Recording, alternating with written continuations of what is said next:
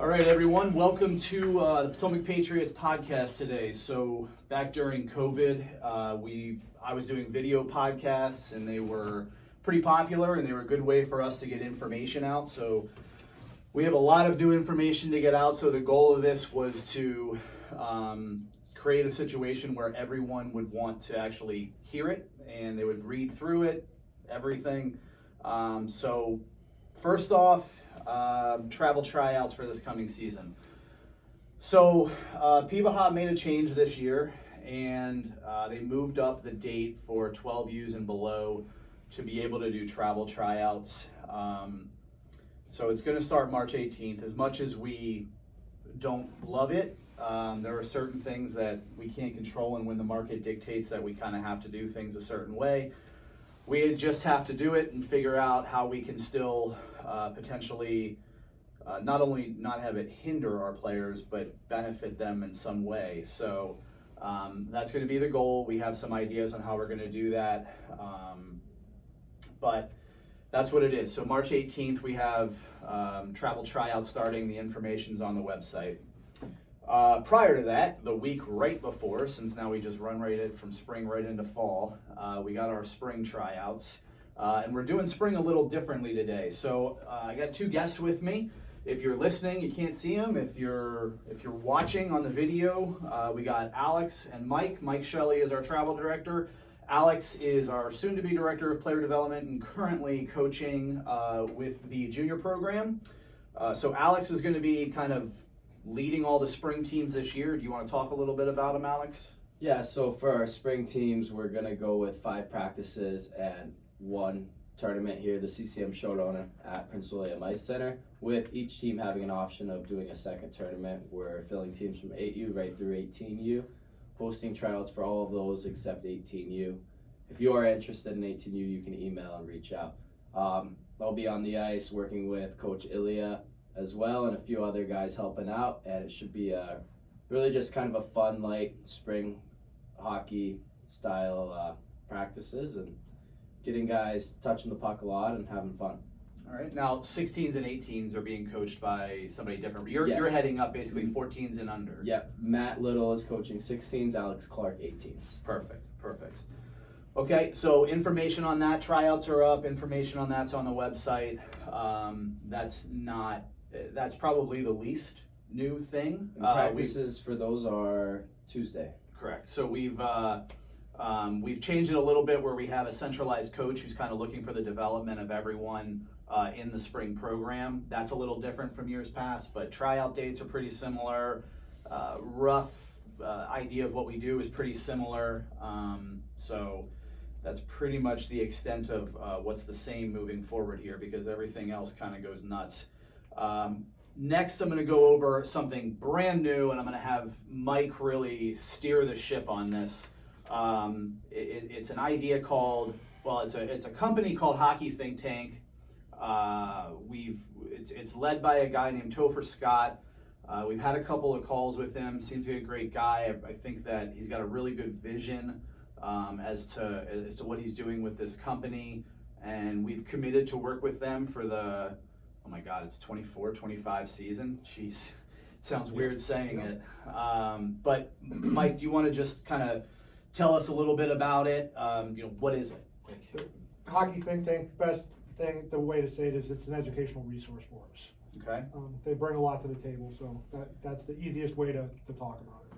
Okay, and it's you say it's an educational resource. Like, how so? Like, who's it going to educate? How's it going to educate? So yeah, they have a lot of things at their disposal. So a couple things that right off the top is they have a podcast. If you're not familiar with the Hockey Think Tank podcast, you can download it on Apple or Google, whatever device you have. They've got like 282 episodes on that, and that's run by Topher Scott and his cousin Jeff Lavecchio. They do all the podcasts. They bring on a lot of really good guests. It's a great tool to have. They also have their website, thehockeythinktank.com. They have a book that I highly recommend for the parents. It's called The Parents Resource Guide. And the big thing that we're really super interested in and what we're bringing to us is the Hockey Youth Blueprint. Okay, and what is this blueprint? Why is this something that... So it's basically a pillared structure that enhances the overall hockey product throughout the organization. They work with our executive leadership group, and executive leadership group would be, RJ, myself, Alex, the rec director, Matt Little, the girls director, Courtney Carnes, and whoever else we kind of identify as being in that need to know group. They also work with our players, our parents, and our coaches. If you visit the website, they actually have the blueprint guideline or matrix listed, so you can actually go on there and look for yourself everything that's going to entail and how it's going to work with our organization. And so this isn't the first year of this company. They've been in existence. This is going into year 2 now, correct? Who else have they worked with in their first year? So in the first year, they signed 4 organizations to this blueprint. One of the biggest ones, probably the Columbus AAA Blue Jackets. They're expanding with us included next year. They're trying to get the number up to 7. Right now, they're in talks to sign a AAA club out of Alberta, and then multiple other teams in the Midwest. The big selling point for us is we're the only DMV located organization that's going to have access to this and have this for next year. So no one else is. You can't go to another team anywhere around us and expect to see the think tank. They're going to be ours. So. Yeah, I'm sure.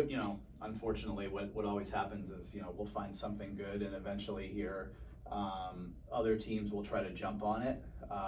But at the end of the day, we're trying to make sure that as many kids in this area have a good hockey experience. So as much as we would like to be able to say like we're the only one that's ever going to do it, I am very, very impressed by the product. I think it's going to be really good for everybody, for our parents, for our coaches. I mean, do you want to talk a little bit about the different pillars of it? It's not just something that's going to help players. Yeah, right? Absolutely. So the executive leadership group, it's kind of like policies, procedures, things along those lines is what they're going to bring. A lot of stuff we already have, but it's great to take a look at other organizations, what they're doing, and see if there's the best practices that we need to kind of up our game on, versus just kind of going with what we've always done kind of thing.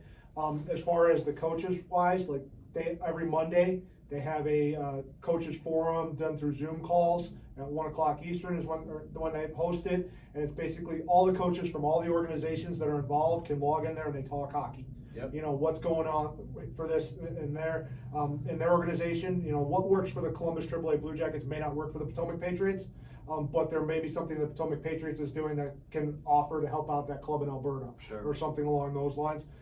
Players, obviously, one of the big things is pathway to the next level kind of talk, and mental preparation for these things. Everybody hopes their kid's going to make it to the NHL. In reality, that's not usually the case, but hockey builds a individual that's very resilient. Absolutely. And with that, they literally, this is helping build that foundation to whatever that child or hockey player is going to have in their success in their future. And then the parents. It's a great resource for the parents because we have a high cost environment, and in DC specifically, we have a very large group of very motivated type A personality type people, and it kind of helps put things into perspective as to what's going on in the hockey genre across the U.S., across Canada, across the world, because they have contacts all over the place. Yeah. I mean, it's. For me, with the parent side of it, I like that there's that resource for the parents to be able to actually ask questions. I know they're going to have meetings, and they're going to, and it's a good opportunity for parents to ask questions like, okay, if this is happening, how do I deal with it? But I think that, this whole idea in general, one thing I try to tell people, like, we're not perfect, nobody's perfect, but we do try, and there are certainly organizations out there that when problems arise, they don't try. Like, they don't want to communicate, they don't want to talk to you. This is how it is. If you don't like it, pound sand. We try to do the best we can. We're never going to be perfect, but this is something else that we're proactively doing to try to make things even just a little better. And what we're going to have to invest into doing this is minimal. Right. So what's the cost we're looking at here? So roughly, because we're spreading it out through the entire organization, so it's something that's going to be available to our house rec kids, our travel kids, and our girls program as well. The overall cost is one thing, but when we diversify that out throughout, it's less than $40 per family. Yeah, the latest estimate's even closer to 30. So I mean, when you think about the resources that that's Mhm. just, Yeah. that's two stick and shoots. Yep, Right? pretty I much. mean, it's, what you get for that, it just seemed like a no-brainer to me. And, I did contact one organization that did it last year, and they had nothing but good things to say. Good. So, I think that I'm excited to have that here. I really think that it's going to, I think it's going to be a positive for everyone involved, and it's just showing that we're going to do one more thing. If it doesn't work, I guess you never know. I have high expectations for this, but I mean, are we locked in? No, it's a 1-year commitment. So if after 1 year, if it's great and everyone's enjoying it and we're getting what we believe we're going to get based off of all the feedback and based off of the research that we've done, Right. that we can sign on for another year. But if it doesn't, no harm, no foul. We've done what we can and we can step away. We're not obligated to sign up for anything else. Absolutely. And start date. That's up to the executive team. So basically, what we were told was we need to come up with a matrix or a calendar or schedule, however we want to look at it, as to when we want this to start. And once we give them that, they'll review it. For Scott and his crew will review it, and then they'll say, okay, yep, this is when we can go. They've given us ideas of when they kind of want things should play out. Right. Usually right before, the executive leadership group would probably meet sometime this spring for their first one, and then you'd see some things roll out like September, October timeframe, and then throughout the remainder of the season. Yeah, the biggest thing is we have to make sure that everything is put together. And while our travel teams are now, trying out 2 years before they're going to actually play, slight exaggeration, but Not that much. but now that our travel teams are being picked so early, that's not the case still for rec teams. No. I mean, we're still doing registrations throughout the summer, and then teams get we do evals and everything, and teams are picked right after Labor Day. So I would imagine that we'll be trying to get that stuff started in early September. Mhm. But we have to make sure we get everybody who's going to be able to take advantage of this resource, on teams and connected so that they know that it's available and everything. We don't want to leave anybody out. So, all right. Well, that's Hockey Think Tank. That's a brand new thing we have coming this year. Next thing. So in years past, we have done. So we have what we call HP teams here at Potomac, high performance teams.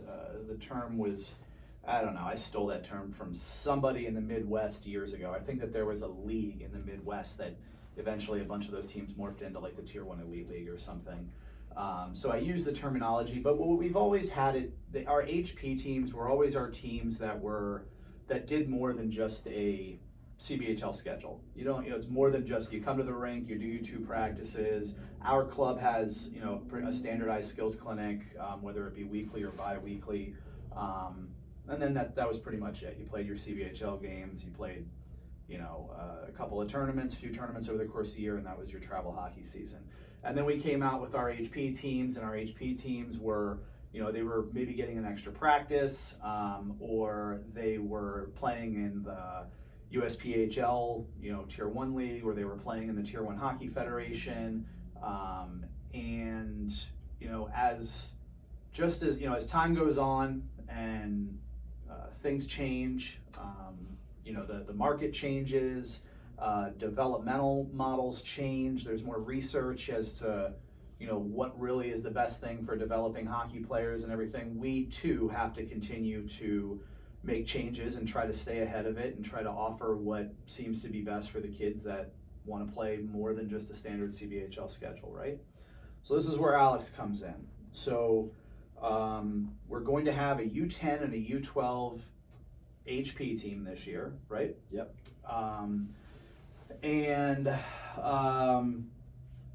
Just tell me a little bit about what those are going to entail. Okay, so the 10U and 12U HP teams will be considered, our top teams at each level.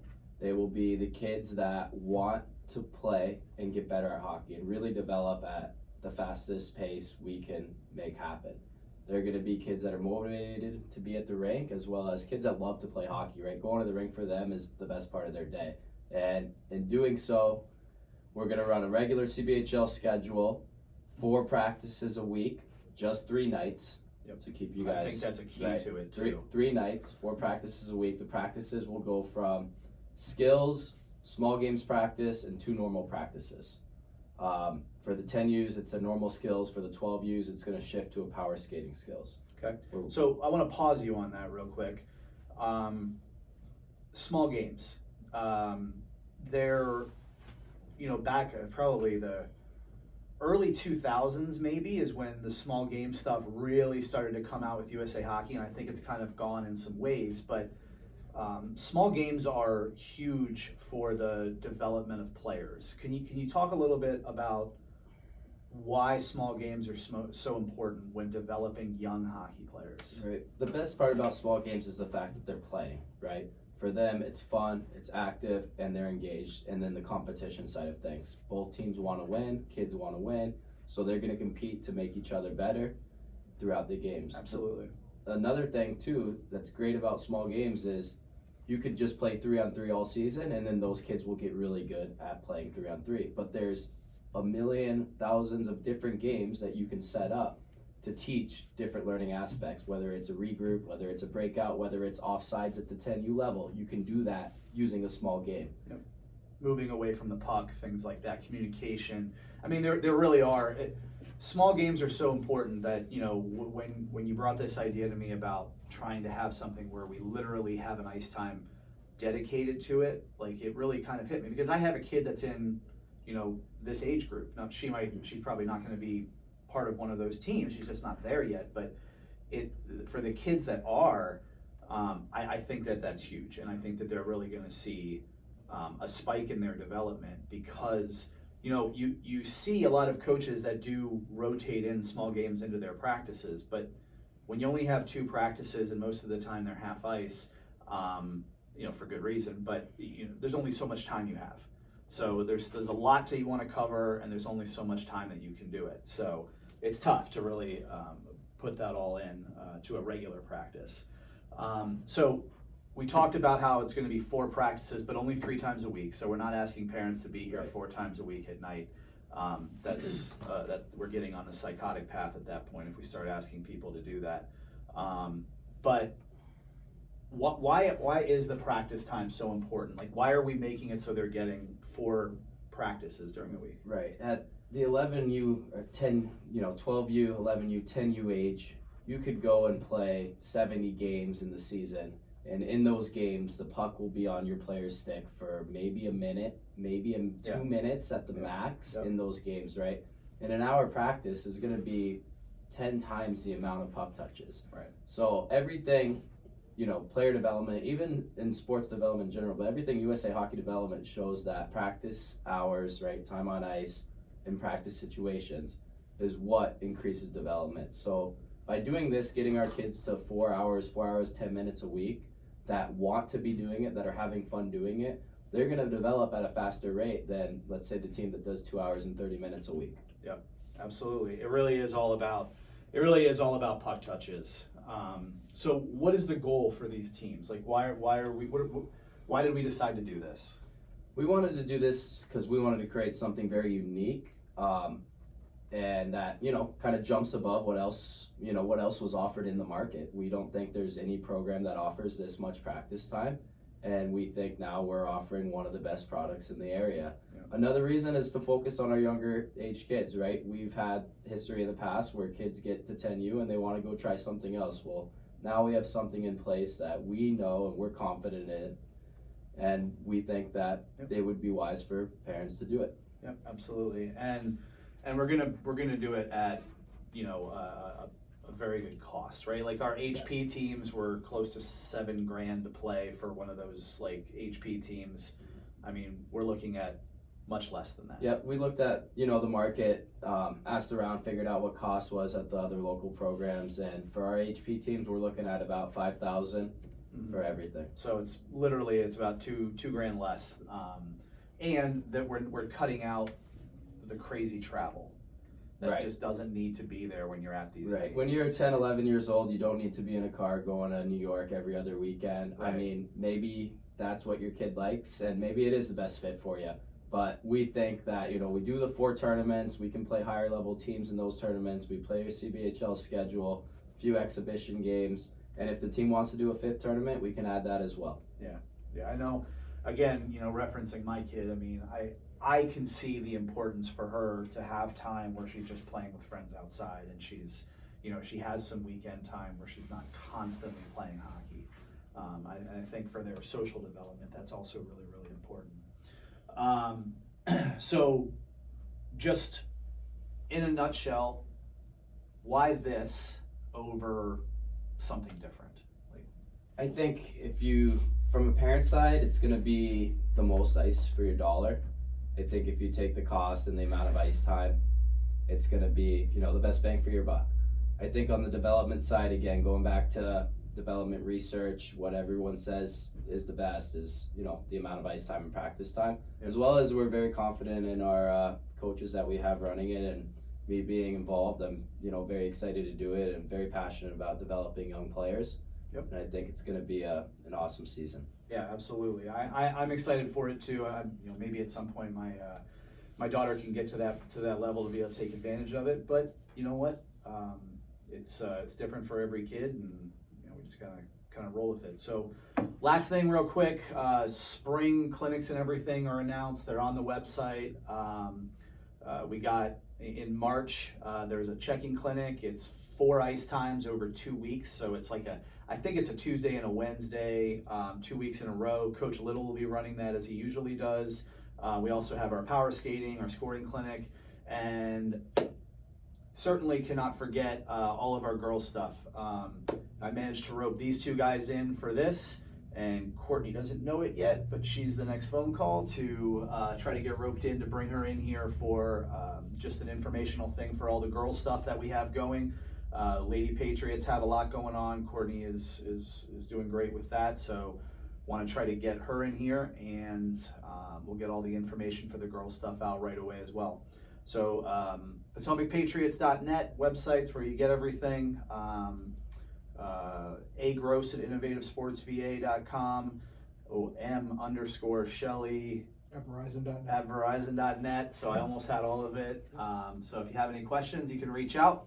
And thanks for listening. We tried to keep it as short as we could to get you all the information. Have a great day.